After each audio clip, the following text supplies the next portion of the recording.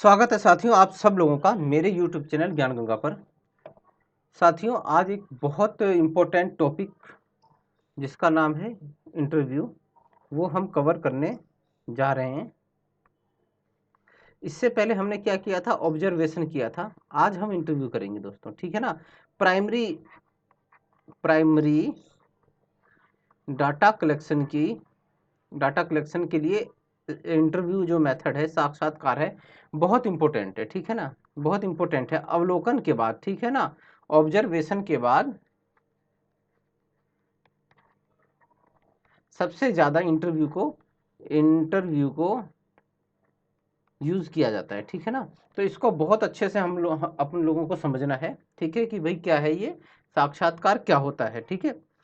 और इसके बाद हम इंटरव्यू के बाद कौन सा करेंगे, हम अनुसूची करेंगे, सूची करेंगे, प्रश्नावली करेंगे, ठीक है ना। प्रश्नावली छोटा सा, अनुसूची समझ में आ जाएगा आपको, तो प्रश्नावली भी आ जाएगा। और फिर एक व्यक्तिगत अध्ययन है, ठीक है ना, केस स्टडी कहते हैं जिसे, केस स्टडी। और आपका एक्शन रिसर्च।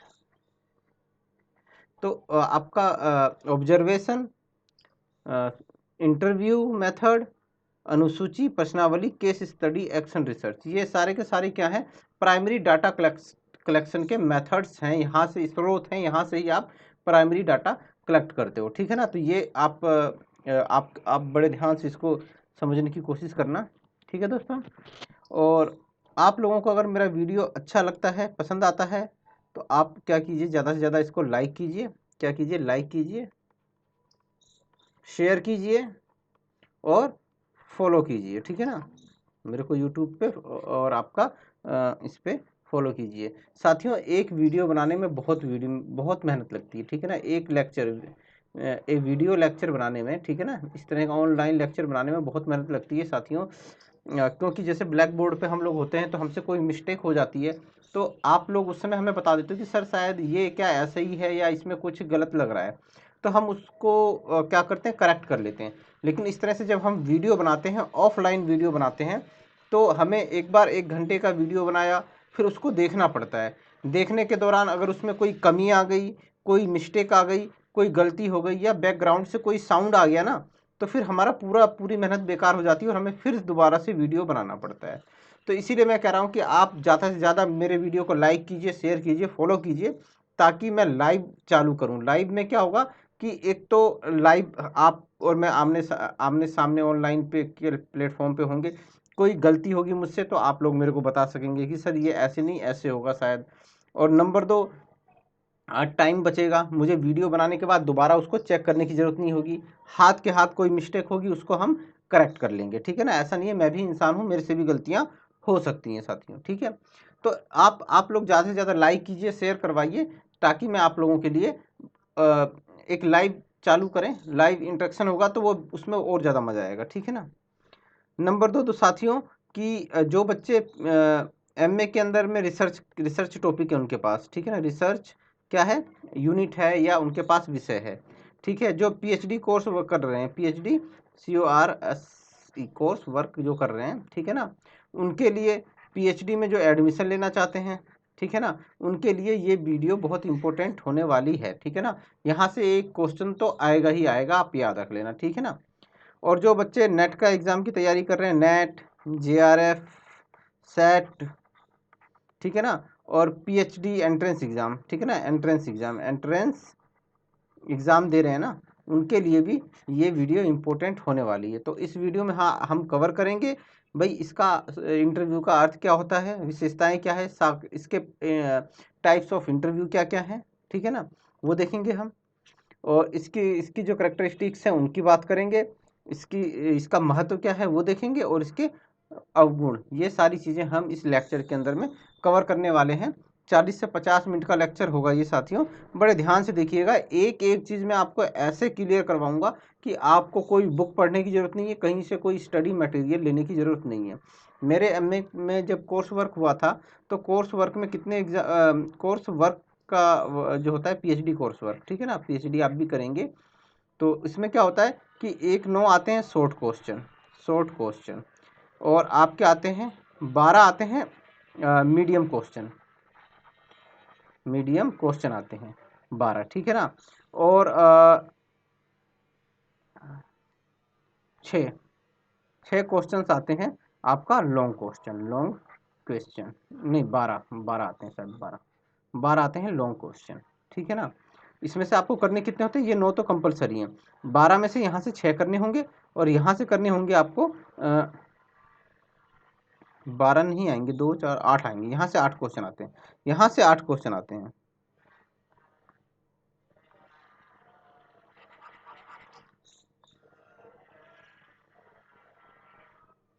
यहाँ से 8 क्वेश्चन आएंगे और इसमें से आपको 4 करने होंगे।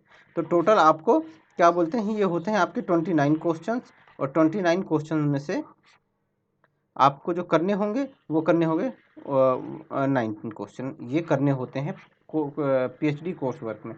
तो दोस्तों मैं आपको जो पढ़ा रहा हूँ ना, तो आपको 90 क्वेश्चन नहीं, आप 29 क्वेश्चन जो है ना ये करके आओगे, सारे के सारे क्वेश्चन आओगे, आपको सारे क्वेश्चन आते होंगे, क्योंकि मैंने जिस तरह से तैयारी की, मैंने जहाँ से पढ़ा, जो नोट्स पढ़े, जिन बुक्स को पढ़ा, ठीक है, तो मेरे को तो ये 29 क्वेश्चन आते थे, ठीक है ना।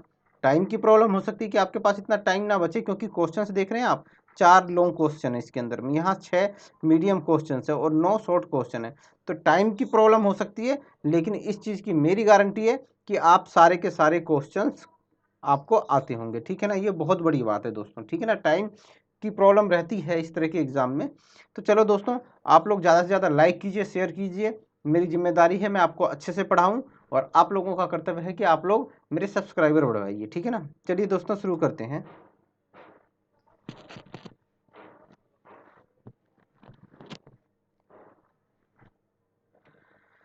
इंटरव्यू अवलोकन के पश्चात साक्षात्कार जो है प्राथमिक आंकड़ा एकत्रण, ठीक है ना।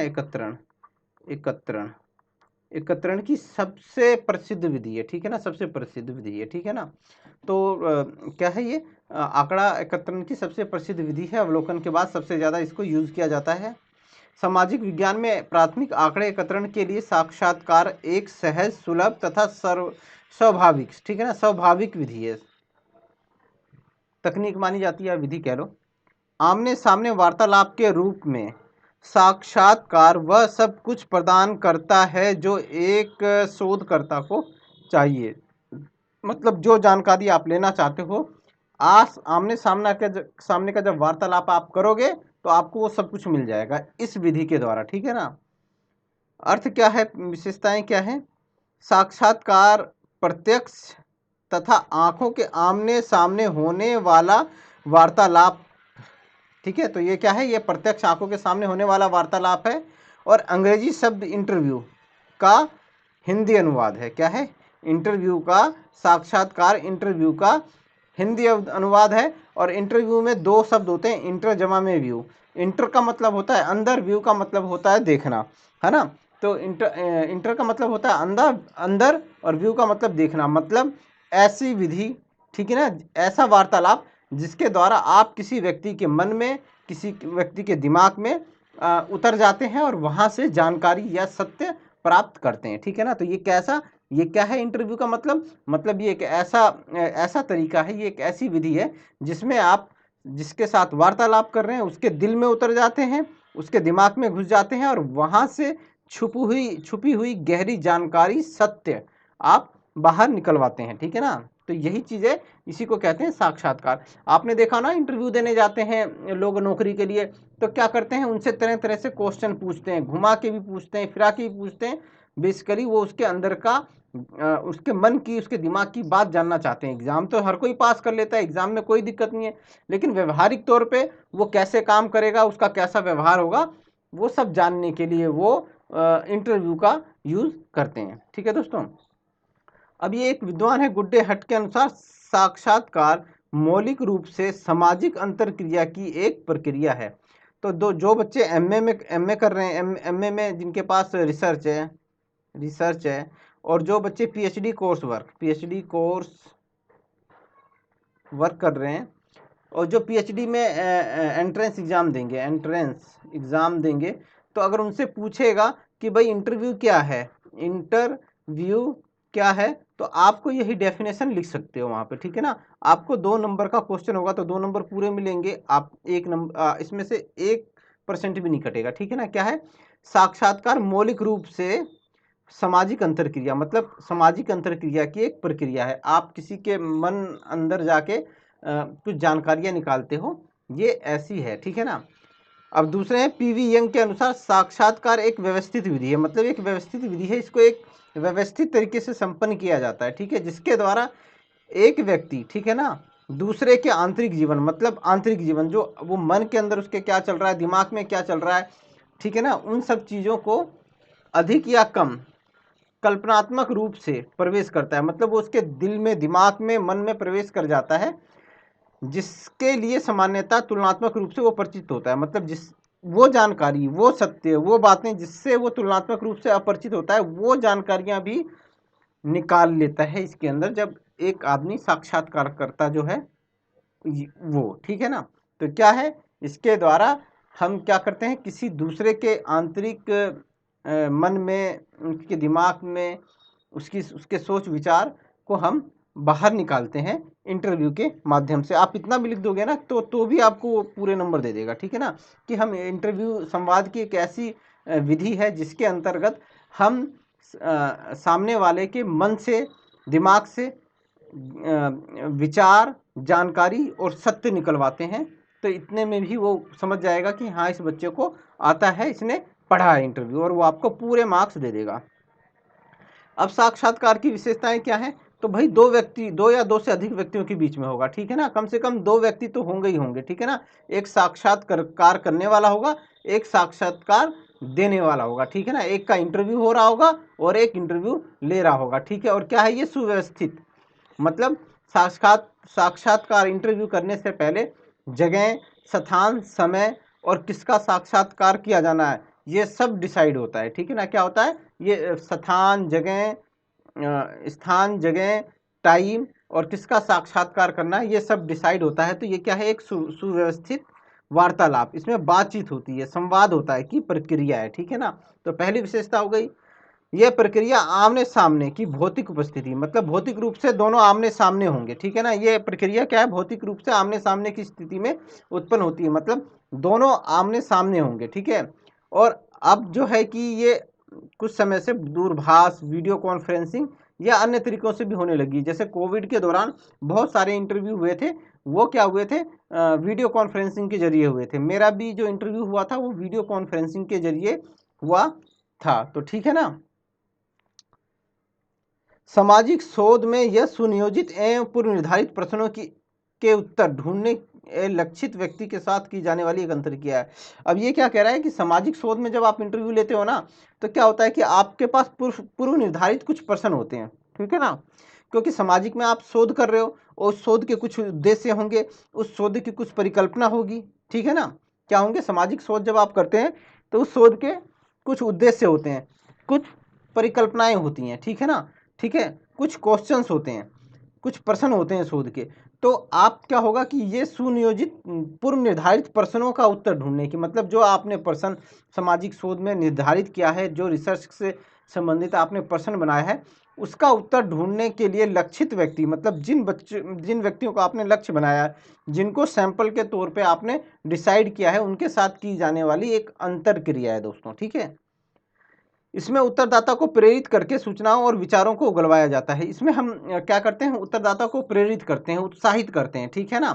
कोई भी इतनी आसानी से सत्य बताने के लिए तैयार नहीं होता, हम उसको उत्साहित करते हैं, प्रेरित करते हैं, ताकि वो सत्य बता दे, जो कि सामान्य वार्तालाप में संभव नहीं है, ठीक है ना। हम एक क्वेश्चन पूछेंगे, वो जवाब नहीं देगा, हम फिर घुमा फिरा के पूछेंगे, फिर और घुमा फिरा के पूछेंगे, प्रश्न के ऊपर प्रश्न के ऊपर प्रश्न करते करते फाइनली हम क्या करेंगे, उससे जो हमें जानकारी चाहिए या जो सत्य है या जो उसके अंदर विचार छुपे हुए हैं, हम उसको निकलवा लेते हैं।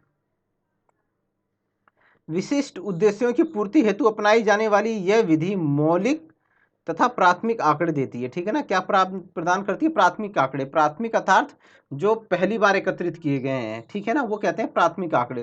तो ये क्या है? ये आपका कोई विशिष्ट उद्देश्य होगा जब आप शोध करते हो सामाजिक विज्ञान में, ठीक है ना। जैसे कि आप हम बहुत समय से महिला हिंसा के घरेलू हिंसा का डिस्कस कर रहे हैं, ठीक है ना, घरेलू हिंसा। तो ये क्या है? ये एक विशिष्ट उद्देश्य है हमारा, इसके पीछे हमारा एक विशिष्ट उद्देश्य है, और उसकी पूर्ति के लिए हम क्या बोलते हैं? इंटरव्यू से क्या करेंगे? प्राथमिक आंकड़े हमें प्रदान करेगी ये विधि, ठीक है ना। हम क्या करेंगे? ऐसी महिलाओं पे जिनके संग घरेलू हिंसा होती है, ऐसे परिवार, ऐसे लोग जो घरेलू हिंसा को बढ़ावा देते हैं या घरेलू हिंसा करते हैं, उनसे मिलेंगे, डाटा कलेक्ट करेंगे, ठीक है ना। तो ये क्या है? ये प्राथमिक आंकड़े हमें देगी और हमारे विशिष्ट उद्देश्यों की पूर्ति करेगी। उद्देश्य गुणात्मक प्राथमिक आंकड़े प्राप्त करना, नई परिकल्पनाओं की खोज या चयन करना होता है, ठीक है ना। अब ये क्या होता है कि ये गुणात्मक आंकड़े प्रदान करती है, ठीक है ना। तो ये क्या है? यहाँ पे परिकल्पनाओं की खोज या परिकल्पनाओं का चयन हो जाता है दोस्तों, ठीक है ना। जो परिकल्पना हम सोचते हैं, उन परिकल्पनाओं का ये आधार भी बन जाता है, ठीक है ना। प्रत्यक्ष या तथा विश्वसनीय सूचनाएं, चूंकि हम आमने सामने की बैठ के संवाद कर रहे हैं, वार्तालाप कर रहे हैं और जानकारी प्राप्त कर रहे हैं, तो क्या होगी? हमें प्रत्यक्ष जानकारी प्राप्त होगी और ये सूचना विश्वसनीय होगी, क्योंकि इसे हमने प्राप्त किया है, आमने सामने की स्थिति में प्राप्त किया है, किसी तीसरे से प्राप्त नहीं किया है हमने, ठीक है ना। ये प्राइमरी है, ठीक है ना। सेकेंडरी होता है, वो पता नहीं किसने इकट्ठा कलेक्ट किया है, हम उस पर इतना विश्वास नहीं कर सकते, ठीक है ना। पता नहीं आज से 5 साल पहले किसने कलेक्ट किया है, और 5 साल पहले वाला आंकड़ा आज के टाइम में कितना उपयुक्त है, इस पे भी इस पे विश्वास नहीं किया जा सकता। लेकिन ये अभी हमने खुद कलेक्ट किया है आमने सामने की स्थिति में, ठीक है, और आज ही कलेक्ट किया है, प्राथमिक है, इसलिए इस पे विश्वास किया जा सकता है। अवलोकन, प्रश्नावली तथा अनुसूची विधियों को साक्षात्कार में एक साथ प्रयुक्त करके प्रमाणिक तथ्य प्राप्त किया जाता है। इसमें क्या हो दोस्तों? हम जैसे इंटरव्यू करते हैं ना, चित्र के माध्यम से समझाता हूँ, ठीक है ना।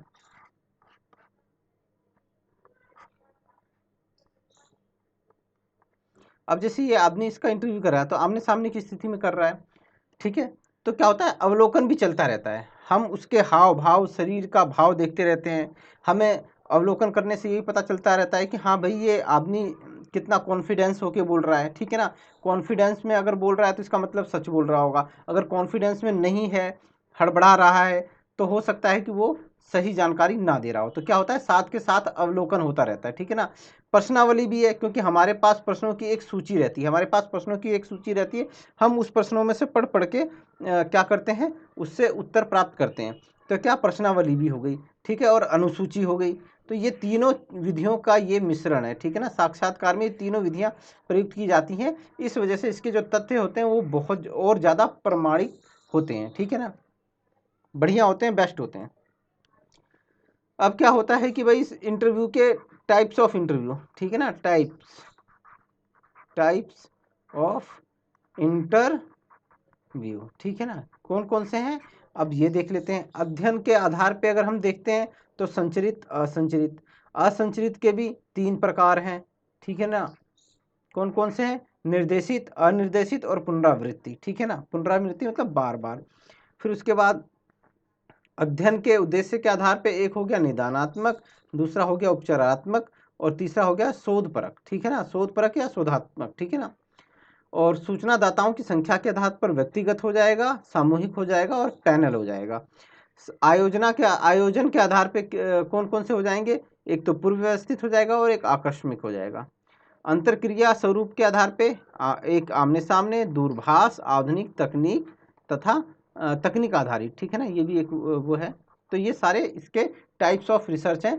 कुछ भी नहीं है, इतना ज़्यादा देखिए घबराना नहीं है, मैं एक एक आपको बताता चलूँगा, और इसके बाद आपको ना तो किताब देखने की ज़रूरत पड़ेगी, ना दोबारा इस वीडियो को पलट के देखने की ज़रूरत पड़ेगी। बस आपको ये पूरा वीडियो ध्यान से देखना है, ठीक है ना। ये इतने सारे हैं लेकिन इसमें है कुछ भी नहीं, जिस तरह से मैं समझाऊँगा आपको एक बार में समझ में आ जाएगा, ठीक है। कोई घबराने की जरूरत नहीं है, मेरे रहते हुए तो नहीं। क्या है? पहला है आपका स्ट्रक्चर्ड इंटरव्यू, संचरित साक्षात्कार। इसे नियंत्रित या मानकीकृत या औपचारिक साक्षात्कार भी कहा जाता है।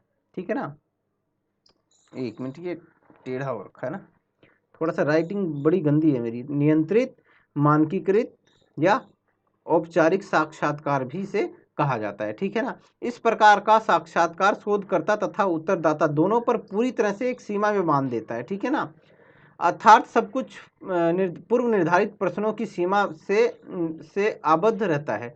अब दोस्तों क्या है कि जब संचरित साक्षात्कार होगा ना, तो क्या होगा कि आपके पास ना एक प्रश्न होंगे, प्रश्नों की एक अनुसूची होगी। ठीक है ना, उस प्रश्नों की अनुसूची आप अपने पास रखेंगे और आप भी उस प्रश्नों की अनुसूची से बंधे होंगे और आपका उत्तरदाता भी उस प्रश्नों की अनुसूची से बंधा होगा। ऐसा नहीं है कि आप अपनी मर्जी से प्रश्न पूछोगे, नहीं, आप उस अनुसूची में से ही प्रश्न पूछोगे। ठीक है ना, और आपका उत्तरदाता भी उन्हीं प्रश्नों का उत्तर देगा जो उस अनुसूची में है, और क्रमबद्ध तरीके से देगा। पहला क्वेश्चन, फिर दूसरा क्वेश्चन, तीसरा क्वेश्चन, चौथा क्वेश्चन, ऐसे करके क्रमबद्ध तरीके से दिया जाएगा। ठीक है ना, ऐसा नहीं कि किसी भी प्रश्न का उत्तर लिख दिया जाए जैसे एग्जाम में लिखा जाता, नहीं, इंटरव्यू में जो क्वेश्चन पूछा जाएगा उसी का ही जवाब दिया जाएगा। ठीक है ना, इसमें एक चीज और होती है कि इसमें जो उत्तर होते हैं ना, विकल्प, कर्सर कहाँ चला गया, इसमें जो ऑप्शन दिए होंगे ना, जैसे A option, B option, C option, D option, ये ऑप्शन दिए होंगे, तो इसमें क्या हो गया, आप टिक मार्क लगाना है। जैसे क्या बोलते हैं,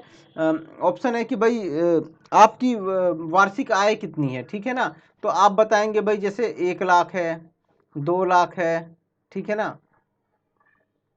3 लाख है, 4 लाख है, तो ऐसे करके ऑप्शन दिए होंगे, तो आपको इसमें से टिक लगाना होगा। ठीक है ना, तो इस तरह से ये क्वेश्चन नेयर जो होगा, ठीक है ना, ये प्रश्नों की जो सूची होगी, ये क्या करेगी, ये आपको एक सीमा में बांध देगी, आपको भी और आपका जो उत्तरदाता है उसको भी, आप उससे अलग नहीं हो सकते। ठीक है ना, अब क्या है, संक्षिप्त साक्षात्कार में प्रश्नों की एक अनुसूची पूर्ण की जाती है जिसमें संभावित उत्तर पहले ही लिखे होते हैं। ठीक है ना, उसमें से क्या करना होगा, उत्तरदाता अपना टिक करेगा। ठीक है ना, अपने मन से कुछ नहीं लिख सकता इसमें।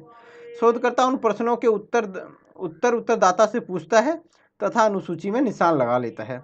स्पष्ट है, ऐसे साक्षात्कार में एक निश्चित परिकल्पना, विशिष्ट उद्देश्य तथा नियंत्रण का प्रभुत्व रहता है। ठीक है ना, तो क्या होगा, जो ये क्वेश्चन जो होगा वो एक जो आपका उद्देश्य है ना शोध का, उससे संबंधित होगा, आपकी परिकल्पना से संबंधित होगा, और क्या बोलते हैं, एक नियंत्रण बनाएगा, किसके ऊपर, आपके ऊपर, और आपका जो वो है आपका उत्तरदाता है उसके ऊपर, क्योंकि इसमें प्रश्न, ठीक है ना, प्रश्न लिखा हुआ है, प्रश्न तथा संभावित उत्तर निश्चित रहते हैं, अतः वस्तुनिष्ठता, वैधता, विश्वसनीयता तथा एकरूपता भी बनी रहती है। तो क्या होगा कि पहले से ही संभावित उत्तर निश्चित है, तो पक्षपात का वो खत्म हो जाएगा, मैटर खत्म हो जाएगा। कि जैसे कि अगर कोई मेरे से पूछे, कि आपसे पूछे कि भाई राजनीति में धर्म का या आपको किस तरह का प्रतिनिधि चाहिए, जैसे कि एक क्वेश्चन बनाते हैं, आपको कैसा प्रतिनिधि चाहिए, निधि चाहिए, है ना।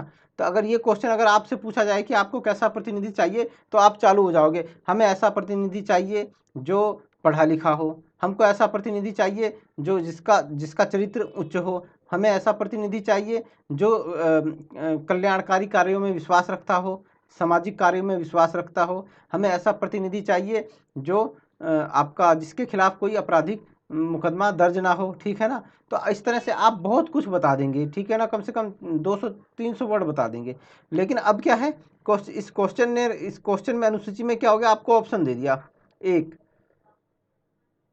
बीजेपी का प्रतिनिधि चाहिए, बी कांग्रेस का, सी समाजवादी पार्टी का, ठीक है ना, एसपी का, डी बीएसपी का चाहिए। तो इस तरह से आपको ऑप्शन दे दिया। ठीक है ना, तो आप इसमें से टिक लगा दोगे, भाई मुझे बीजेपी के जैसे प्रतिनिधि होते हैं, मुझे वैसी प्रतिनिधि चाहिए। तो क्या हो गया, आपको बांध दिया। ठीक है ना, अब आप अपने मूल्य नहीं घुसा सकते। आप जो कह रहे थे ना कि मुझे ऐसा चाहिए, सामाजिक चाहिए, मुझे ऐसा चाहिए, वैसा चाहिए, गांधी जैसा चाहिए, वो मूल्य नहीं घुस सकते अब इसके अंदर। तो वो क्या आ गई, वस्तुनिष्ठता आ गई। और ये विशेष, अब इसका उद्देश्य क्या है, इसका उद्देश्य ये है कि भाई बीजेपी, कांग्रेस, बीएसपी, समाज, इनमें से किसके कैंडिडेट्स को पब्लिक ज़्यादा पसंद करती है, वोटर किसको ज़्यादा पसंद कर रहा है, तो इसका एक विशिष्ट उद्देश्य है, ठीक है ना। तो ये क्या है, यही चीज़ है आपकी आपका संचरित साक्षात्कार, ठीक है ना। ऐसे में विश्लेषण कार्य भी सहज बन जाता है। अब दोस्तों इसमें विश्लेषण करना बड़ा आसान है, ठीक है ना। आपने 10 लोगों से डाटा कलेक्ट किया, ठीक है ना। तो 10 में से ए बी सी डी, ठीक है ना। ए को 5 लोगों ने पसंद किया, बी को 3 लोगों ने पसंद किया और एक सी डी को पसंद किया। तो आप विश्लेषण कर लोगे भाई कि बीजेपी के प्रतिनिधि हैं, पब्लिक को ऐसे प्रतिनिधि चाहिए जो ऐसे मुद्दों पे बात करें, धार्मिक मुद्दों पे बात करें, विकास की बात करें, ठीक है ना। तो इस तरह से आप क्या करोगे, बहुत आसानी से विश्लेषण करके कोई कंक्लूजन निकाल दोगे, ठीक है ना। और प्रश्नों की प्रकृति बंद होती है, अर्थात निश्चित विकल्प होते हैं, इसमें निश्चित विकल्प होते हैं दोस्तों, ठीक है ना। तो ये मैंने आपको समझाने की कोशिश की संचरित साक्षात्कार क्या है। निश्चित विकल्पों में से एक को चुनने की स्वतंत्रता होती है। प्रश्न की भाषा, क्रम और उत्तर बदलने की छूट किसी के पास नहीं होती। मतलब शोधकर्ता या उत्तरदाता ये नहीं कर सकता कि भाई उसकी भाषा बदल दे, उसका क्रम बदल दे, कि भाई पहले 10 नीचे से ऊपर की तरफ करे, नहीं, ऊपर से ही चालू होगा, 1 2 3 4 5 इस क्रम से ही आगे बढ़ेंगे। ऐसा नहीं हो सकता कि 5 4 3 2 1, नहीं, ऐसा नहीं होगा इसके अंदर, ठीक है ना। और क्या होगा कि उत्तर की भी छूट नहीं है कि भाई आप अपनी मर्जी से कुछ भी उत्तर दो, नहीं है, जो विकल्प दिए होंगे उसमें से ही आपको टिक मार्क लगाना होगा। इस प्रकार का साक्षात्कार पूर्ण अनुशासन की मांग करता है। तो एक क्वेश्चन देखो यहाँ से बनता है कि किस तरह का साक्षात्कार पूर्ण अनुशासन की मांग करता है, तो वो है आपका संचरित साक्षात्कार, ठीक है ना। औपचारिक साक्षात्कार, मानकीय साक्षात्कार, ये इसके अलग अलग रूप हैं। अब आते हैं दोस्तों दूसरे तरह का जो है आपका असंचरित साक्षात्कार, अनस्ट्रक्चर्ड इंटरव्यू। ये बिल्कुल उल्टा है, ये आपका स्ट्रक्चर्ड का बिल्कुल उल्टा है, अनस्ट्रक्चर्ड, ठीक है ना। और सही बात में मानो तो इसमें क्या होता है साथियों कि इसमें इसको अनौपचारिक, अनियंत्रित, अमानकीकृत साक्षात्कार भी कहा जाता है। इस बात को आप ध्यान रखना, ठीक है ना, कंफ्यूज मत होना इससे। और इसमें क्या होता है, पूर्व निर्धारित प्रश्नों का ढांचा, उत्तर विकल्प तथा नियंत्रण नहीं होता है, ठीक है ना। क्या होता है इसमें, इस तरह का पूर्व निर्धारित प्रश्नों का ढांचा नहीं होगा। जो आप संचरित में जो एक अनुसूची लेके आए थे, वो अनुसूची इसमें नहीं होगी। उत्तर विकल्प के लिए स्वतंत्रता हो सकती है, भाई आपसे पूछ सकता है कि भाई आपके अपने विचार क्या हैं। तथा नियंत्रण नहीं होता है कि ठीक है आप पहला, दूसरा, तीसरा या किसी भाषा में करना चाहो कर सकते हो। अर्थात इसमें प्रश्नों की प्रकृति, ठीक है ना, प्रश्न खुली प्रकृति के हैं, बंद प्रकृति के, छूट हो सकती है, ठीक है ना। क्रम, किसी भी क्रम में आप उत्तर दीजिए, किसी भी तरीके से दीजिए।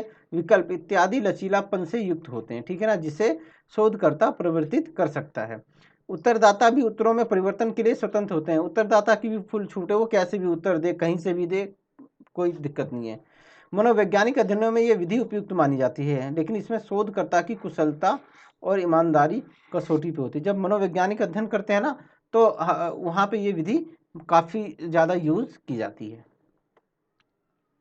अब असंचित जो साक्षात्कार है, इसके तीन वर्गों में बांटा गया है। पहला है निर्देशित साक्षात्कार, मतलब डायरेक्टेड इंटरव्यू।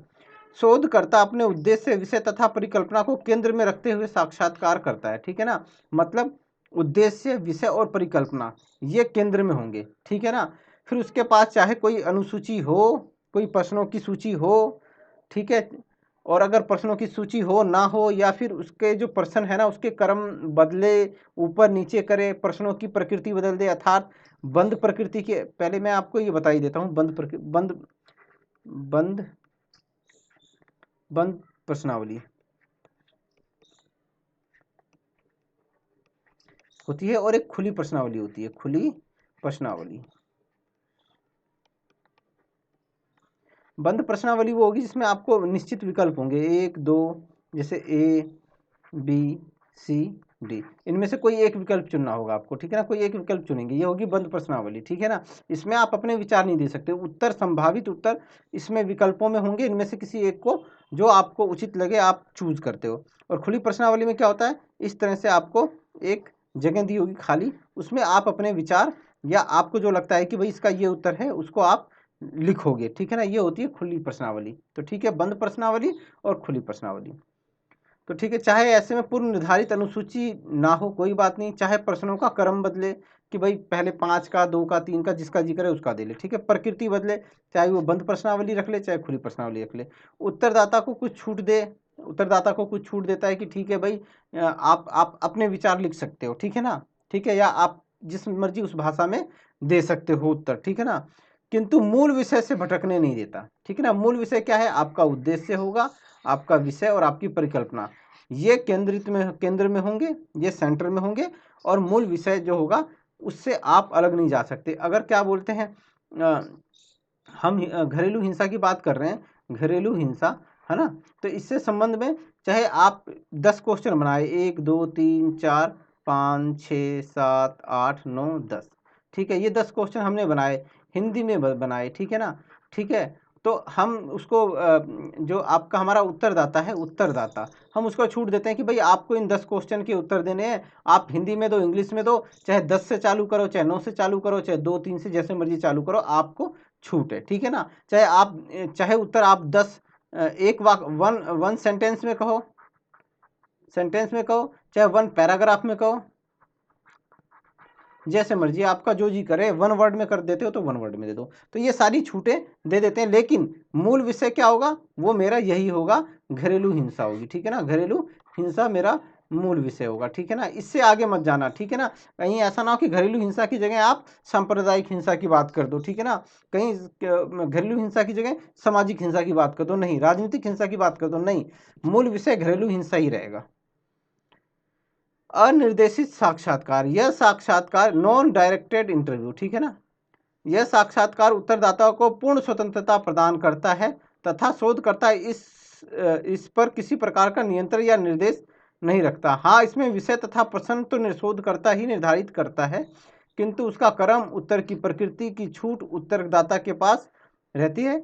इस श्रेणी के साक्षात्कार में उत्तरदाता को अभिव्यक्ति की पूर्ण छूट प्रदान की जाती, चाहे इससे कुछ समय के लिए वो विषय से भटक जाए, ठीक है ना। अभी हमने घरेलू हिंसा की चर्चा की थी, घरेलू हिंसा की, ठीक है ना, घरेलू हिंसा की, तो हमने इसमें क्या कहा था कि भाई मूल विषय से नहीं भटकना है, मूल विषय से बिल्कुल नहीं भटकना है, लेकिन इसके अंदर थोड़ा सा ज़्यादा आपको छूट मिलेगी कि ठीक है आप मूल विषय से भटक भी जाओ, ठीक है ना, क्या मूल विषय से भटक भी जाओ, क्योंकि कई बार मूल विषय से इसमें क्या होगा दोस्तों कि इसमें भावनात्मक गुब्बार बाहर आता है, ठीक है ना, मतलब जो आपकी भावनाएं हैं ना वो बाहर निकल के आ सकती हैं। जैसे घरेलू हिंसा का हम शराब हम कारण मान रहे हैं, ठीक है ना, हम आर्थिक कारण मांग रहे हैं कि आर्थिक कारण भी होता है कि भाई लोगों के पास पैसे ही नहीं होते या उनकी सैलरी कम होती है, वो घर में आके मार पिटाई करते हैं, तो कुछ हो सकता है कि जब आप उत्तरदाता को बिल्कुल पूर्ण छूट दे दोगे ना, उत्तरदाता को मूल विषय से भटकने की, मूल विषय से भटकने की, है ना, मूल विषय से भटकने की, तो आप हो सकता है कि जब वो अपना जवाब दे तो उसके वो ये आपको इस कुछ नई जानकारी दे दे, जैसे कि भाई जो औरतें औरतें शादी के बाद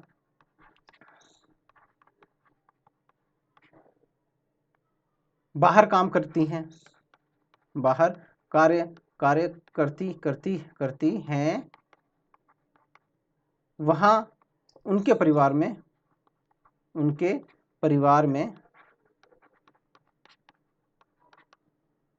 घरेलू हिंसा हो सकती होती है, ठीक है ना, तो आपको एक नई अंतर्दृष्टि, एक नई चीज पता चल गई, ठीक है ना। हो सकता है जो आदमी ने ये आपको जानकारी दी हो वो कहीं ना कहीं इस चीज को उसने महसूस किया हो या इस चीज का उसे अनुभव हो, ठीक है ना। कई बार ऐसा होता है औरतें बाहर काम करती हैं तो वो भी एक कारण बन जाता है, हर एक केस में नहीं बनता है, ठीक है, मैं इस चीज़ का समर्थन नहीं करता हूँ, लेकिन मैं आपको समझाने के लिए बता रहा हूँ कि अक्सर इस बार हो जाता है कि कभी कभी जब औरतें बाहर काम करती हैं तो उनके पति उनके ऊपर कुछ चीज़ों को लेके शक करने लगते हैं, ठीक है ना, तो ये इस तरह की जानकारी आपको मिल जाती है। आप क्या सोच रहे थे अब तक, आप क्या सोच रहे थे, शराब होगा, आर्थिक कारण होगा, परिवार का ज़्यादा बड़ा होना, ये कारण हो सकता है, लेकिन आपको एक नई चीज़ मिल गई कि भाई क्या बोलते हैं, जो काम करती हैं उनके संग भी इस तरह की प्रॉब्लम्स आती हैं, या जो औरतें ज़्यादा डिमांडेबल होती हैं, ज़्यादा डिमांडेबल, मतलब वो ज़्यादा मांग करती हैं, ज़्यादा मांग करती हैं। तो पुरुष के पास जो होता है रुपया जो है वो कम पड़ जाता है, रुपया या संसाधन कम पड़ जाते हैं। तो वहाँ पे भी जो पति है वो घरेलू हिंसा जैसा कृत्य कर देते हैं। तो कुछ कुछ आपको क्या होगा कि जब ये जानकारी आपको तब मिलेगी जब आप उसे छूट दोगे, ठीक है ना। इस तरह की जानकारी तब मिलेगी जब आप उसको लिखने की छूट दोगे। लेकिन अगर आपने ऑप्शन दे दिया, ठीक है ना, घरेलू हिंसा का कारण क्या है, ए दे दिया आपने नशा, बी दे दिया कम आय, सी अशिक्षा, डी सभी। तो आपने ये 4 ऑप्शन दे दिए। तो अब इसके अंदर ये वाला तो है ही नहीं है, ठीक है भाई। जो औरतें बाहर काम करती हैं वो नहीं है, ठीक है। और क्या बोलते हैं, ज़्यादा औरतों की जब औरतें ज़्यादा डिमांडेबल हो जाती हैं, ज़्यादा वो मांगना चाहती हैं अपने लिए, ज़्यादा सुख सुविधाओं की चीज़ें चाहती हैं, ठीक है, वो भी कारण नहीं है ना। तो ये इसमें तो है ही नहीं है वो, तो वो दे नहीं पाएगा। लेकिन जब आप उससे लिखने के लिए कहेंगे कि भाई आप लिखो बताओ, तो हो सकता है वो इस तरह से कुछ नई जानकारी आपको दे दे, ठीक है ना। छुपे हुए भाव, छुपा हुआ अनुभव आपको वो दे दे, ठीक है ना। तो ये अनिर्देशित साक्षात्कार है। अब इसमें इसमें और इससे इसमें और इसमें आपका निर्देशित साक्षात्कार, इसमें फर्क क्या है। तो आप देखोगे कि भाई इसके अंदर है ना, इसमें विषय और प्रश्न तो शोधकर्ता निर्धारित करता है, किंतु उसका क्रम, उत्तर की प्रकृति और छूट उत्तरदाता के पास रहती है। ये भी सेम लास्ट वाले में है, ठीक है ना, निर्देशित साक्षात्कार में। लेकिन इसमें उत्तरदाता को अभिव्यक्ति की स्वतंत्रता मिल जाती है, उसमें अभिव्यक्ति की स्वतंत्रता नहीं मिलती है, ठीक है ना। उसमें अभिव्यक्ति की स्वतंत्रता नहीं मिलती है, वो अपने विचार नहीं लिख सकता है, ठीक है। वो प्रश्नों की प्रकृति वगैरह जो होता है वहाँ पे जरूर चेंजेस हुए, लेकिन यहाँ पे अभिव्यक्ति की स्वतंत्रता यहाँ पे मिल रही है, ठीक है। चाहे बेशक और विषय से भटकाव हो जाए, ठीक है ना, बेशक विषय से आप कुछ समय के लिए भटक जाएं, कोई दिक्कत नहीं है। देखो इसमें विषय से भटक गया ना वो, है ना, इसमें विषय से वो भटक गया है, ठीक है। वो कहाँ चला गया, किस किस बारे में सोचने लग गया, तो क्या होगा, बेशक विषय से भटकाव हो जाए। और इसका उद्देश्य क्या है, भावनात्मक गुब्बार निकलता, मतलब भावनाओं को, जो अंदर की जो भावनाएं हैं ना, उनको निकालना। पुनरावृत्ति साक्षात्कार मतलब जो दो बार या दो से अधिक बार किया जाने वाला साक्षात्कार पुनरावृत्ति साक्षात करता है। और ये दो कंडीशंस में होता है, या तो कोई महत्वपूर्ण तथ्य आपने भुला दिया हो तब होगा, ठीक है, या कोई आपका पहला साक्षात्कार अधूरा रह गया हो किसी कारण से तो होगा, और दूसरा होगा उत्तरदाताओं में समय अनुसार परिवर्तन आ जाए, ठीक है ना। अब जैसे एक डॉक्टर जो होता है वो किसी मरीज का इलाज करता है ना, तो पहले उसने दवाई दी, फिर 2 महीने बाद फिर उसको बुलाता है और उसका इंटरव्यू लेता है और देखता है कि भाई उसमें समय के अनुसार परिवर्तन आया या नहीं आया, ठीक है ना। तो ये हो सकता है। या किसी स्टूडेंट का, है ना, किसी छात्र का भी इंटरव्यू किया जा सकता है और देखा जा सकता है कि भाई 2 महीने पहले ये बच्चा को इतनी नॉलेज थी, 2 महीने बाद इसके अंदर क्या परिवर्तन आया, ठीक है। तो इसको क्या कहते हैं, पुनरावृत्ति साक्षात्कार। चुनावी राजनीति में इसकी महत्वपूर्ण संभावना रहती है। भाई चुनावों के अंदर मानव व्यवहार है, बदलता रहता है। 2 महीने पहले तक कोई हो सकता है बीजेपी को पसंद करता रहा हो, और 2 महीने बाद वो हो सकता है कांग्रेस को पसंद करने लगे। तो ये चुनावी राजनीति में इसकी बहुत वो है, इंपॉर्टेंस है। अब क्या है, उपचार के आधार पे, उपचार के आधार पे, ठीक है ना, के आधार पे क्या क्या है दोस्तों, अब ये देखेंगे हम।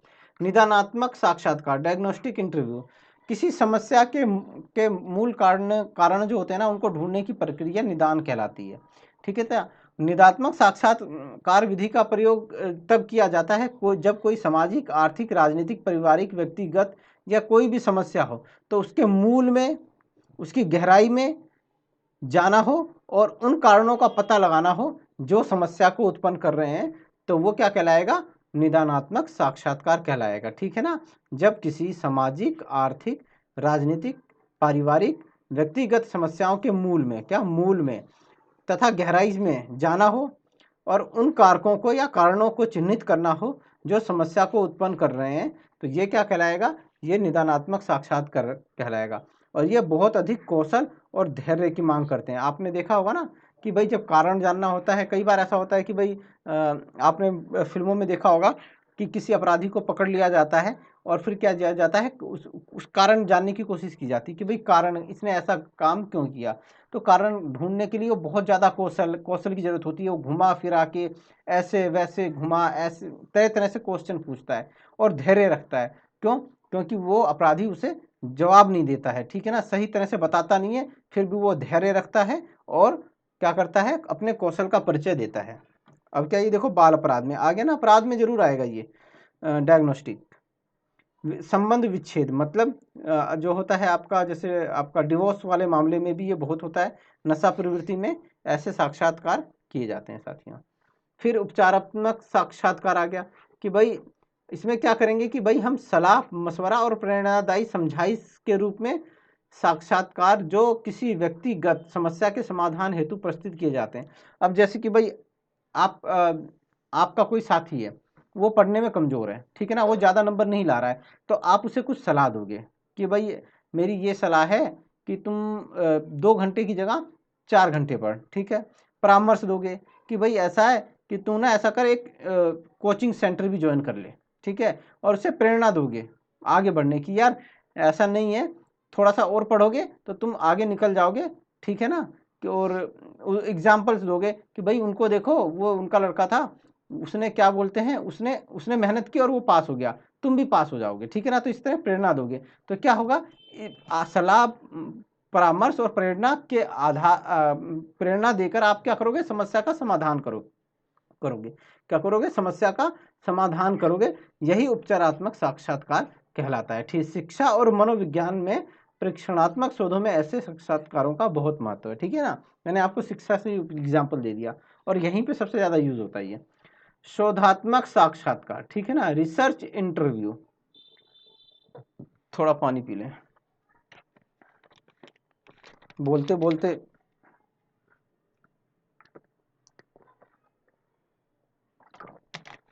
बोलते बोलते गला सूख जाता है। ऐसे साक्षात्कार जो निश्चित रूप से शोध विषय, उद्देश्य तथा परिकल्पना से जुड़े होते हैं। जब आप रिसर्च करते हो तो आपको रिसर्च टॉपिक मिलता है एक, है ना, रिसर्च टॉपिक मिलता है, ठीक है। उस रिसर्च टॉपिक में आपका रिसर्च का विषय होता है, कुछ उसके उद्देश्य होते हैं, ऑब्जेक्टिव्स होते हैं और हाइपोथेसिस होती है, ठीक है ना। तो आपका सब्जेक्ट हो गया, आपका ऑब्जेक्टिव्स हो गए और हाइपोथेसिस हो गई। इससे जुड़े होकर केवल ज्ञान प्राप्ति तथा तथ्यों के एकत्रण पर केंद्रित रहते हैं, ठीक है ना। तो ऐसा साक्षात्कार जो आपके शोध के विषय से जुड़ा है, उद्देश्य से जुड़ा है, परिकल्पना से जुड़ा होकर ज्ञान प्राप्ति और तथ्यों के एकत्रण पर केंद्रित रहते हैं, वे शोधात्मक साक्षात्कार कहलाते हैं, ठीक है ना। ये रिसर्च जो हम करते हैं पीएचडी में, ये वही वाला है, शोधात्मक साक्षात्कार कहलाएगा, जब हम कोई साक्षात्कार अपने रिसर्च टॉपिक के लिए करते हैं, ठीक है ना। प्रस्तुत विवरण साक्षात्कार के उद्देश्य को इंगित करता है, बिल्कुल सही है, उद्देश्य बताएगा। वैसे कोई भी साक्षात्कार हो उद्देश्य बता ही देता है। ऐसे शोध कारण प्रभाव, ठीक है ना, कारण प्रभाव बताएगा कि भाई क्या कारण है और उसका क्या प्रभाव पड़ रहा है, कि जानने तथा विभिन्न चरों कि एक चर का दूसरे चर पे क्या प्रभाव पड़ता है, एक चर का दूसरे चर पे क्या प्रभाव पड़ता है, और उस संबंध को विश्लेषित करने को भी अग्रसर होते हैं, ठीक है। व्यक्तिगत साक्षात्कार क्या है, ये भाई ये है आपका आकार के आधार पर, ठीक है ना, आकार के आधार पर कि आकार क्या है, आकार के आधार पर साक्षात्कार क्या है, व्यक्तिगत साक्षात्कार। जब एक समय में एक ही व्यक्ति का साक्षात्कार होता है ना, तो इसे व्यक्तिगत साक्षात्कार करते हैं। एक व्यक्ति साक्षात्कार करने वाला होगा और एक व्यक्ति का साक्षात्कार किया जा रहा होगा, अर्थात ये यहाँ दो ही होंगे, ठीक है ना। तो ये क्या होगा, व्यक्तिगत साक्षात्कार होगा। एक होता है सामूहिक साक्षात्कार, मतलब एक व्यक्ति जो होगा वो क्या करेगा, वो साक्षात्कार लेगा, ठीक है ना, वो क्या करेगा, साक्षात्कार लेगा। और यहाँ पे कई सारे लोगों का साक्षात्कार लेगा, ठीक है ना, एक नहीं, कई सारे, 2 4 5 लोग वो हो सकते हैं या इससे ज़्यादा भी हो सकते हैं, ठीक है ना। तो ये क्या कहलाएगा, ये समूह का मतलब एक समूह का वो कर रहा है, इंटरव्यू कर रहा है, इसीलिए इसे सामूहिक साक्षात्कार कहते हैं, ग्रुप इंटरव्यू कहते हैं, ठीक है। पैनल साक्षात्कार क्या होता है, जब कुछ विशेषज्ञों का एक पैनल हो, ठीक है ना। जैसे एक हो गया पीएचडी में, जब मैंने इंटरव्यू दिया था तो वहाँ पे एक पैनल था, उसमें 5 लोग थे, ठीक है, उसमें 5 लोग थे। एक महाशय जो थे वो रिसर्च के स्पेशलिस्ट थे, दूसरे थे वो इंडियन पॉलिटिकल के वो थे, स्पेशलिस्ट थे। जो तीसरे थे वो इंटरनेशनल रिलेशन के स्पेशलिस्ट थे। जो चौथे फोर्थ नंबर के थे वो पब्लिक एडमिनिस्ट्रेशन के वो थे, आपके एक्सपर्ट थे। जो पांचवे थे वो आपके फॉरेन पॉलिसी के और आपका इंटरनेशनल रिलेशन के थे। और ये सब मिलके, ये पांचों लोग मिलके एक का मेरा यानी मेरा, ठीक है ना, इंटरव्यू ले रहे थे, ठीक है ना। तो इसी को कहते हैं पैनल। मतलब जब एक कई लोगों का एक पैनल होगा, ये चैनल साक्षात्कार लिखा हुआ, ये पैनल है दोस्तों, सही करना, ठीक है ना, पैनल। इसी को पैनल साक्षात्कार कहते हैं, जब उत्तरदाता के सम्मुख प्रश्न पूछने वाले कई सारे विशेषज्ञ व्यक्ति होते हैं, तो ऐसे साक्षात्कार को पैनल साक्षात्कार कहा जाता है, ठीक है ना। अब क्या है ये कौन किस में आएगा, एक मिनट जरा एक बार देख लेते हैं, मैं भी भूल गया। हाँ, आयोजन की प्रकृति के आधार पे, ठीक है ना, इस पे आ गए हम। आयोजन की प्रकृति के आधार पे, थोड़ा सा बड़ा है लेकिन आपको बहुत इजीली समझ में आ जाएगा, ठीक है ना। आयोजन की प्रकृति के आधार पे, आयोजन की प्रकृति के आधार पे, के आधार पर, ठीक है ना, आधार पर पूर्व व्यवस्थित साक्षात्कार। मतलब जब आपको साक्षात्कार करना है तो उससे पहले ही आप क्या करोगे, योजना बनाओगे, ठीक है ना। क्या, पहले इसको पढ़ लेते हैं। साक्षात्कार आयोजना के आधार पर वे योजनाबद्ध तथा व्यवस्थित साक्षात्कार जिनकी वास्तविक योजना होने से पूर्व कार्य योजना रणनीति बनाई जाती है, पूर्व व्यवस्थित साक्षात्कार कहलाते हैं। दोस्तों जब भी साक्षात्कार होता है ना, ज़्यादातर साक्षात्कार वैसे पूर्व व्यवस्थित साक्षात्कार ही होते हैं, ठीक है ना। पहले क्या किया जाता है कि उससे पहले ही योजना बना ली जाएगी, एक क्वेश्चनेयर बना लिया जाएगा, एक प्रश्नों की सूची बना ली जाएगी, भाई क्या क्या प्रश्न पूछने हैं। जगह डिसाइड कर लिया जाएगा कि कहाँ पे इंटरव्यू होगा, किसका इंटरव्यू होगा, किस समय होगा, ठीक है ना। ये सारे सब कुछ डिसाइड कर लिया जाएगा, ठीक है। और फिर ये और एक रणनीति बनाई जाएगी कि भाई हम एक उत्तरदाता को 10 मिनट या 20 मिनट का टाइम देंगे। तो इस तरह की जो आपका एक साक्षात्कार से पहले एक योजना बना ली जाती है ना, तो वही क्या कहलाती है, पूर्व व्यवस्थित साक्षात्कार कहलाती है, ठीक है ना। क्या होता है, इसमें आपके पास प्रश्नों की एक सूची भी होती है, जगह आप स्थान डिसाइड कर लेते हैं कि हमें कहाँ करूँगा मैं इंटरव्यू, किन के साथ करूँगा, कितना समय दूंगा, किस समय पे करूँगा। ये सारी तैयारियां पहले ही कर ली जाती हैं, ठीक है, साक्षात्कार से पूर्व। तो इसे पूर्व व्यवस्थित साक्षात्कार कहा जाता है। एक तो ये हो गया। दूसरा हो गया आकस्मिक साक्षात्कार, कैजुअल इंटरव्यू। भाई जैसे कि ये होता है कि भाई अचानक कोई ऐसी परिस्थिति उत्पन्न हो जाए और आप अचानक ही उसका इंटरव्यू ले लो, तो ये क्या हो जाएगा, ये हो जाएगा आपका कैजुअल इंटरव्यू हो जाएगा। जैसे कि साथियों आपको नौकरी के लिए कोई वो चाहिए, कोई इम्प्लॉई चाहिए, ठीक है ना, कोई सेल्समैन चाहिए, और आप क्या बोलते हैं, आप किसी कैफे में बैठे हुए हैं, ठीक है, या आप कहीं और किसी ऐसी जगह पे बैठे हुए हैं जहाँ पे आप लंच कर रहे हैं या फिर चाय कॉफ़ी कर रहे हैं, वहाँ पे बैठे हुए हैं, और आपके पीछे ही कोई लड़का है और वो कह रहा है यार मुझे नौकरी चाहिए, ठीक है ना। तो और आपने उसे तुरंत बुला लिया कि आ जाओ भाई, यहाँ आ जाओ, ठीक है, और उसी समय अचानक ही आपने इंटरव्यू चालू कर दिया, ठीक है ना। तो ये क्या हो गया, ये आकस्मिक, मतलब अचानक ही चालू हो गया, कैजुअल तरीके से ये चालू हो गया, इसे कहेंगे आकस्मिक। या फिर दोस्तों ये मान लो कि आप घरेलू हिंसा पे किसी का इंटरव्यू करना चाहते हैं, और आप किसी घर के सामने से निकल रहे हैं और उस घर में घरेलू हिंसा हो गई अचानक, है ना, तो आप वहाँ के किसी घर के किसी सदस्य से का इंटरव्यू कर लेंगे, ठीक है ना। या जो पीड़िता है ना, उसका इंटरव्यू कर लेंगे, या जिसने घरेलू हिंसा की है उसका इंटरव्यू कर लेंगे। तो ये क्या होगा, आकस्मिक साक्षात्कार होगा। दोस्तों जरा 1 मिनट का कुछ सेकेंड का टाइम दीजिएगा।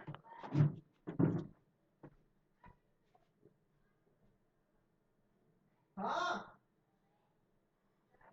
जाऊंगा ना, जाऊंगा तो चलिए रुको।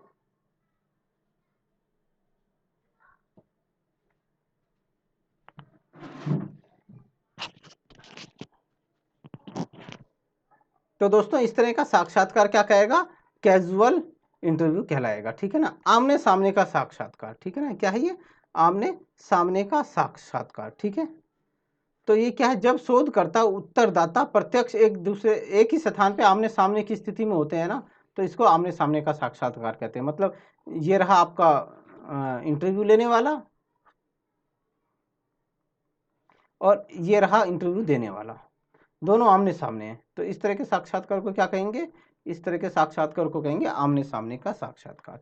एक ये दूरभाष साक्षात्कार दोस्तों, जब शोधकर्ता उत्तरदाता से दूर बैठा हो और टेलीफोन के माध्यम से, क्या टेलीफोन के माध्यम से, ठीक है ना, टेलीफोन के माध्यम से साक्षात्कार हो रहा हो तो इसको टेलीफोनिक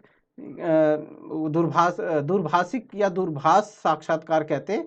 और ये मतलब सोशल मीडिया साइट्स, वायरलेस उपकरण, मोबाइल टेलीफोन आदि के सहायता से ये होता है। ठीक है, ये इतना इम्पोर्टेंट है नहीं। ठीक है, संचरित असंचरित वहीं तक ही आता है, ज़्यादा उपचारात्मक या डायग्नोस्टिक तक, इससे आगे ये आते नहीं है, लेकिन आपको पता होना चाहिए। ठीक है ना, कई बार ऐसा होता है कि कुछ क्वेश्चन ये आ सकता है एमए और पीएचडी आपका कोर्स वर्क वालों के लिए कि भाई इंटरव्यू क्या है और इंटरव्यू के क्या क्या प्रकार हैं, लॉन्ग क्वेश्चन में आ सकता है। तो वहाँ पे आपको पता होना चाहिए, एटलीस्ट कम से कम आप 5-6 तो लिख ही दो, तो उतना भी लिख दोगे तो वो आपका पूरा नंबर दे देगा।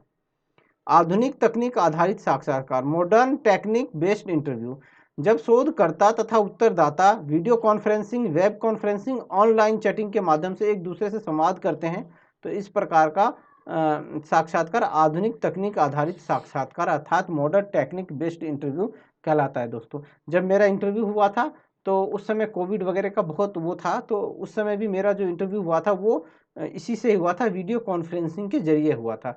और कोविड के अंदर इसकी तो डिमांड बहुत ज़्यादा बढ़ गई, तो ये दोस्तों याद रखिएगा। ठीक है, अब एक साक्षात्कारकर्ता में क्या गुण होने चाहिए इसकी बात हम करते हैं। विषय का स्पष्ट ज्ञान और पूर्व में किए गए कार्यों का अध्ययन। अब आपको अपने विषय का स्पष्ट ज्ञान होना चाहिए और पूर्व में जो अध्ययन हुए हैं ना, काम हुए हैं ना, उनका भी स्पष्ट अध्ययन होना चाहिए। क्योंकि अगर इंटरव्यू के दौरान अगर आप क्वेश्चन कर रहे हो और आपसे ही पूछ लिया कि सर मुझे ये प्रश्न समझ में नहीं आया, मुझे ये प्रश्न समझ में नहीं आएगा, आप क्या मुझे प्रश्न को समझाने की कोशिश करेंगे? तो फिर बहुत दिक्कत हो जाएगी अगर आपको उसका विषय का स्पष्ट ज्ञान नहीं है। ठीक है ना, तो इसीलिए विषय का स्पष्ट ज्ञान और पूर्व में हुए कार्यों का अध्ययन का ज्ञान होना बहुत जरूरी है। ठीक है ना। शोध प्रारूप, परिकल्पना तथा उद्देश्यों में स्पष्टता, जो आपकी शोध की परिकल्पना है, उद्देश्य है, उसमें स्पष्टता होनी चाहिए, वो अस्पष्ट नहीं होने चाहिए। ठीक है ना, क्योंकि आपको क्या होगा कि जो आपका इंटरव्यू है ना, इंटरव्यू का उद्देश्य क्या है, आपकी परिकल्पना, उद्देश्यों और स्पष्टता से ही संबंधित है आपका इंटरव्यू। तो इसीलिए परिकल्पना, उद्देश्यों में स्पष्टता होनी चाहिए। मानवीय संबंधों तथा व्यवहार कला में विश्वास, कि भाई और निपुणता होनी चाहिए। ठीक है ना, कि भाई मानव के साथ क्या संबंध रखते हैं और कैसे व्यवहार किया जाता है। ठीक है ना, आप इंटरव्यू करने जा रहे हो तो आपको विनम्र भाषा में बात करनी होगी, आपको उसको सम्मान देना पड़ेगा। ऐसा नहीं है कि यूँ कहोगे कि ओए मैं तेरा इंटरव्यू लेने आया हूँ, नहीं, कि आप उसको क्या बोलते हैं, अपना परिचय देंगे, श्रीमान मेरा नाम रंजीत कुमार है, मैं दिल्ली विश्वविद्यालय का पीएचडी का छात्र हूं और मैं इस विषय पे आप सभी का इंटरव्यू लेता हूं। आप सभी लोगों का बहुत बहुत स्वागत है जो आपने मुझे अपना कीमती समय दिया। ठीक है ना, तो ये क्या है, ये व्यवहार कला आपको आनी चाहिए। ठीक है ना, आपको संबंध बनाना आना चाहिए। आप ऐसी जाते ही नहीं पर्चा पकड़ा दोगे कि चलो भाई मेरे को इंटरव्यू दो, नहीं, ऐसा नहीं होता है। ठीक है ना, धैर्यवान होना चाहिए, विनम्र होना चाहिए, खुश मिजाज होना चाहिए और सहज व्यक्तित्व होना चाहिए। मतलब आपके अंदर धैर्य होना चाहिए। ठीक है ना, क्या होना चाहिए, आपको धैर्य होना चाहिए। हो सकता है आपको जवाब ना मिले, आप दूसरे तरीके से प्रश्न पूछेंगे, तीसरे तरीके से भी प्रश्न पूछेंगे। आपके अंदर धैर्य होना चाहिए, विनम्रता होनी चाहिए। आप उसको आदेश नहीं दे सकते कि भाई नहीं मुझे इसका क्वेश्चन चाहिए, आप विनम्र भाव से पूछेंगे, जो भी प्रश्न पूछेंगे विनम्र भाव। खुश मिजाज, ठीक है ना, अगर आप गुस्से में होंगे, आपकी आंखें बड़ी बड़ी लाल होंगी, तो वो उत्तरदाता भी जो होगा ना, वो उत्तर देने में इतना इंटरेस्ट नहीं दिखाएगा। वो कहेगा यार ये मेरे से एक तो कुछ जानकारी लेना चाहता है, ऊपर से मेरे को बड़ी बड़ी आंखें करके गुस्से में देख रहा है। तो क्या होगा, आपको धैर्यवान, विनम्र, खुश मिजाज रहना चाहिए, हंसते हुए बात करना चाहिए, सबको इज्जत देनी चाहिए। ईमानदार होना होगा आपको, निष्पक्ष और परिश्रमी और अच्छा श्रोता, मतलब आपके अंदर सुनने की भी कला होनी चाहिए। अगर कोई उत्तरदाता आपसे कुछ कह रहा है तो आपको उसकी बात को सुनना है। ठीक है ना, उत्साही होना चाहिए, मतलब आपके अंदर इंटरव्यू करने के लिए उत्साह की बहुत ज़रूरत होती है, ठीक है ना। अगर आपके अंदर उत्साह नहीं होगा तो आपका उत्साह देके जो उत्तरदाता है वो भी हतोत्साहित हो जाएगा, ठीक है ना। वो भी कहेगा यार जब इसको ही क्या बोलते हैं, जब इसके अंदर ही कोई उत्साह नहीं है तो मैं क्यों करूं, मेरा क्या जा रहा है, मैं उत्तर क्या बोलते हैं इस प्रश्न का जवाब दूं ना दूं, भाड़ में जाए मेरी तरफ से, ठीक है ना। तो आपके अंदर उत्साह होना चाहिए। जिज्ञासु मतलब आपको किस जानने की, ठीक है, प्रश्न पूछने की, इन सब चीज़ों की जिज्ञासा होनी चाहिए। और प्रश्न का स्वरूप बदलने की, अगर मान लो कोई प्रश्न है वो उत्तरदाता को समझ में नहीं आ रहा है, ठीक है ना, तो आप उसको प्रश्न का स्वरूप बदल के दूसरे तरीके से पूछ सकते हो, ठीक है ना। या उत्तरदाता आपको जानकारी आपसे छुपा रहा है तो आप क्या करोगे, प्रश्नों का स्वरूप बदल के दूसरे तरीके से जानकारी प्राप्त करने की कोशिश करोगे। वैचारिक तथा अवधारणात्मक स्पष्टता लिए हुए, तो आपको वैचारिक और अवधारणात्मक स्पष्टता होनी चाहिए।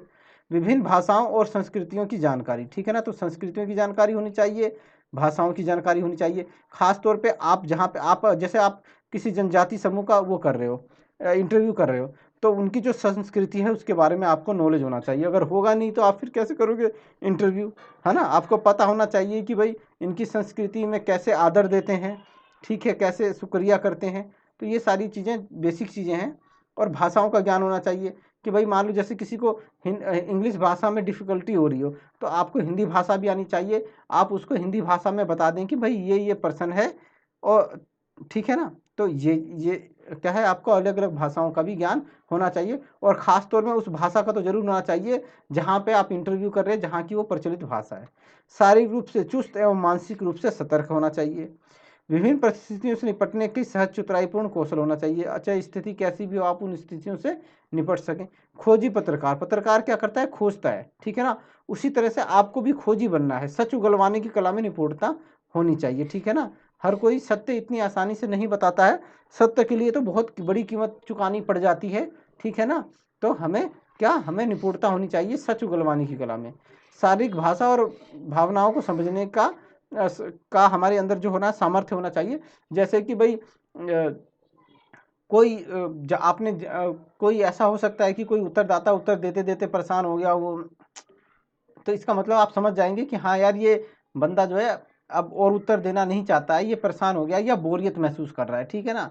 तो शारीरिक भाषा और भावनाओं को समझने में समर्थ होना चाहिए। और हमारी खुद की भी शारीरिक भाषा बिल्कुल होनी चाहिए, बिल्कुल एक्टिव।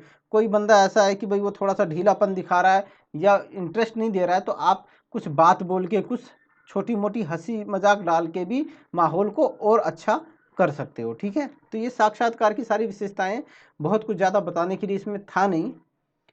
अब इसका महत्व क्या, अमूर्त घटनाओं का अध्ययन संभव। कुछ ऐसी घटनाएं होती हैं जो मतलब हमें दिखाई नहीं देती हैं, क्या होती हैं, जो हमें घटना दिखाई नहीं देती है, हमें पता नहीं चलता है, लेकिन हम जब इंटरव्यू करते हैं तो जिसका साक्षात्कार किया जाता है उत्तरदाता से, वो हमें उन घटनाओं का अध्ययन हो जाता है, हमें पता चल जाता है।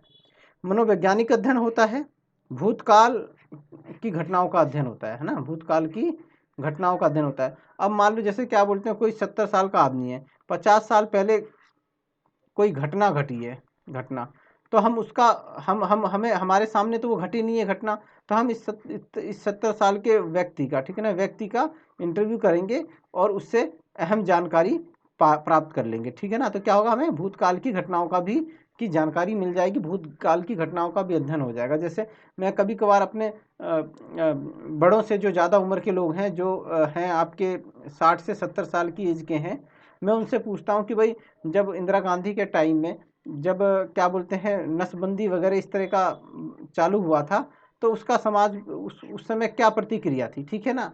तो ये क्या हो गई, ये भूतकाल की घटना हो गई, ठीक है ना। या 1984 में जो दंगा हुआ था, ठीक है ना, सिख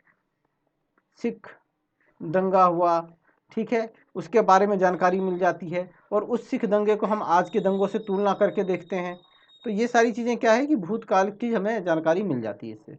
व्यक्तित्व और कौशल का विकास होता है दोस्तों, सर्वांगीण विकास होता है दोस्तों, जब आप एक श्रोता बनते हैं, ठीक है ना, श्रोता बनते हैं, ठीक है, जब आप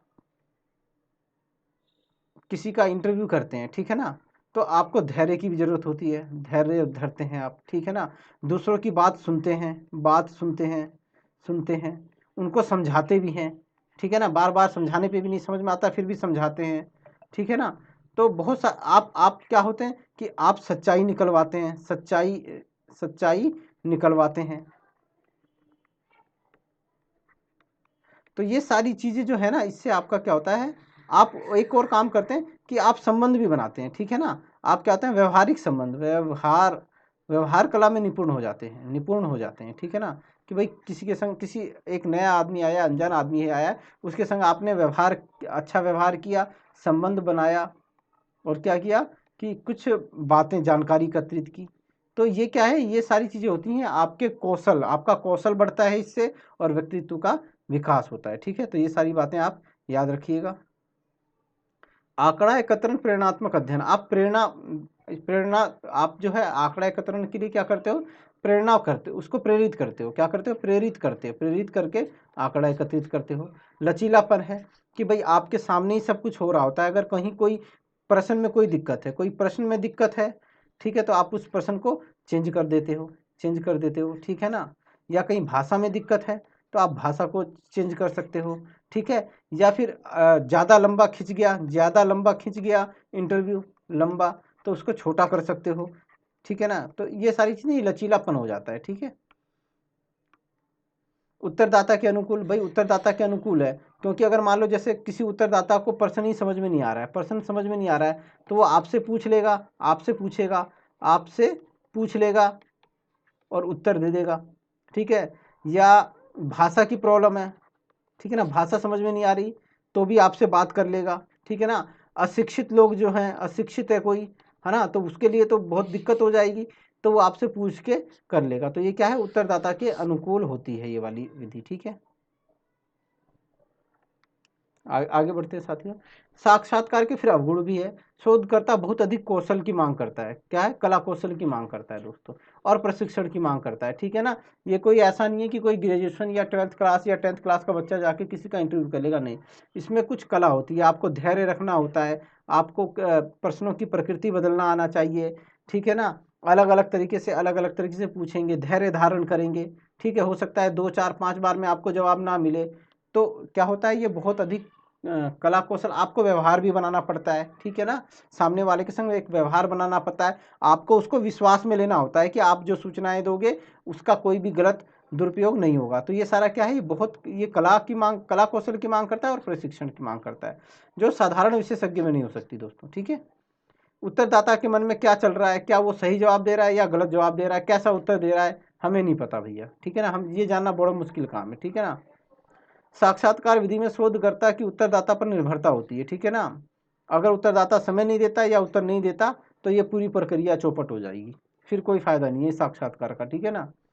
इस विधि में ये ठीक वैसे ही है जैसे क्या बोलते हैं, साक्षात्कार और उत्तरदाता सेम वही संबंध है, जैसे मैं लेक्चर दे रहा हूँ और मेरे पास क्या बोलते हैं, स्टूडेंट कम है या है ही नहीं है, तो बेकार है फिर मेरा लेक्चर देना, ठीक है ना। वैसे ही सेम इसके अंदर है, तो आप समझ जाओ, ठीक है ना, मेरी मेहनत बेकार मत करो। इस विधि में दोनों पक्ष विषय निष्ठता से प्रभावित हो सकते हैं, ठीक है ना। हो सकता है कि भाई ये मानवीय स्वभाव है, जो मानवीय स्वभाव होता है वो कहीं ना कहीं उसके कुछ ना कुछ मूल्य होते हैं, तो वो प्रभावित हो सकते हैं। हो सकता है कि भाई जो उत्तरदाता है वो उसके मन में पहले से कोई मूल्य हो, उससे प्रभावित हो जाए, या आप किसी मूल्य से प्रभावित हो जाए। साक्षात्कार छोटे पैमाने की विधि है, मतलब अगर इसको 1000 लोगों पे लागू करना है ना, तो इतने लोगों का इंटरव्यू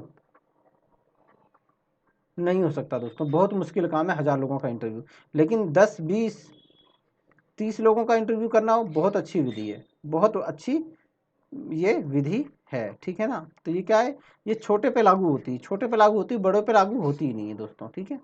इस विधि में उत्तरदाता को स्मरण शक्ति पर, आपने देखा होगा ना कि जैसे जब ज़्यादा आवेदन आता है, जैसे 5000 आवेदन आ गए, तो एक मेरिट लिस्ट निकाल ली जाती है, मेरिट लिस्ट निकाल दी जाएगी, और उसमें से सिलेक्टेड 50 को इंटरव्यू के लिए बुलाया जा सकता है, ठीक है ना। तो ये क्या है कि इंटरव्यू जो है वो छोटे के लिए है, बड़े के लिए नहीं है, छोटे पे लागू होती है, ठीक है।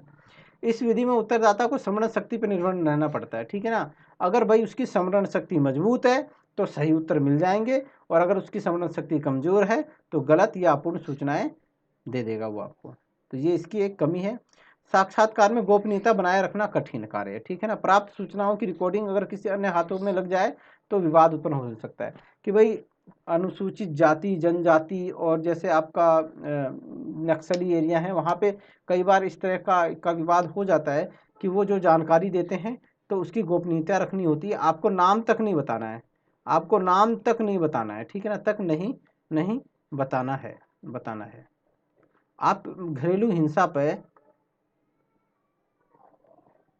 आप घरेलू हिंसा पे घरेलू हिंसा पे इंटरव्यू कर रहे हो, है ना, इंटरव्यू कर रहे हो, तो आप उस औरत का नाम जिसके संग हिंसा हुई है उसका नाम छुपा के रखेंगे, है ना, छिपा के रखेंगे, छिपा कर रखेंगे।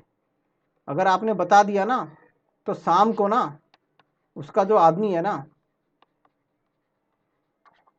उसकी शामत कर देगा, शामत कर देगा, ठीक है ना, कर देगा। और बड़ा विवाद उत्पन्न हो जाएगा ना, विवाद हो जाएगा, विवाद खड़ा हो जाएगा, विवाद, ठीक है ना। आपके ऊपर भी क्वेश्चन उठ जाएगा कि अगर आप गोपनीयता नहीं रख सकते हो तो आप फिर एक रिसर्च स्कॉलर नहीं बन सकते, रिसर्च स्कॉलर नहीं बन सकते दोस्तों, ठीक है ना। तो गोपनीयता बनाए रखना। अच्छा, गोपनीयता जो है ना वो जब एथिक्स में आएंगे ना, रिसर्च एथिक्स, वहाँ पे भी है। तो गोपनीयता बहुत ज़रूरी है, ठीक है ना। आपको नाम छुपा के रखना है, नाम बिल्कुल नहीं बताना है। आगे बढ़ते हैं साथियों, आगे क्या बढ़े, आगे तो चैप्टर ही खत्म हो गया। तो दोस्तों मैंने आपको समझाने की कोशिश की, बताने की कोशिश की। आप लोगों को मेरा वीडियो कैसा लगा ये आप अपने लाइक से बता देंगे तो और अच्छा रहेगा। और अगर आप ऐड कर देते हो नए नए सब्सक्राइबर तो फिर बात ही क्या है ना। आपसे मैं हूँ, आप से मैं हूँ, आप हो तो मैं हूँ, आप नहीं तो मैं नहीं। इसीलिए दोस्तों आप मेरे वीडियो को ज़्यादा से ज़्यादा लाइक करो, शेयर करो और क्या करो, फॉलो करो मेरे चैनल को, ठीक है ना, सब्सक्राइब करो, ठीक है ना दोस्तों। अपने यार दोस्तों को तक ये पहुंचाओ, ठीक है ना, क्योंकि आप हो तो मैं हूँ। मैं कोशिश करूंगा कि जितनी जल्दी हो सके लाइव वीडियो का चालू किया जाए, क्योंकि इस तरह की वीडियो बनाने में बहुत टाइम लगता है। अगर कोई भी गलती हो जाती है तो मुझे दोबारा पूरा वीडियो बनाना पड़ता है ना। लेकिन जब हम लाइव रहेंगे तो आप कोई गलती होगी तो आप मुझे टोक दोगे कि सर ये गलती हो रही है, तो हम उसे उसी समय करेक्ट कर लेंगे, ठीक है ना। 1 घंटा वीडियो बनाओ, 1 घंटे तक फिर उसको दोबारा देखो, फिर गलत हो जाएगा, फिर 1 घंटा बनाओ, 3 घंटे, फिर दोबारा देखो, 4-4 5-5 घंटे एक वीडियो बनाने में लग जाते हैं साथियों। इतनी मेहनत करनी पड़ती है। लेकिन अगर लाइव रहेगा तो मैं यहाँ पे 1 घंटे का ही टाइम लगेगा, साथ के साथ आप लोग देखते रहोगे और बताते रहोगे क्या सही है क्या गलत है ना। तो दोस्तों अभी के लिए इतना ही, फिर मिलेंगे एक नए वीडियो के साथ, नए टॉपिक के साथ। अगला टॉपिक जो हमारा होगा प्रश्नावली होगा, क्या होगा, प्रश्नावली, है ना। हम उसमें करेंगे, वो भी प्राइमरी डाटा कलेक्शन का एक बहुत इंपॉर्टेंट मेथड है। और सब वो भी खूब मतलब आपका अवलोकन साक्षात्कार के बाद प्रश्नावली बहुत ज़्यादा यूज़ होता है, ठीक है ना साथियों। तो अभी के लिए इतना ही, फिर मिलेंगे एक नए वीडियो के साथ। अभी के लिए जय हिंद।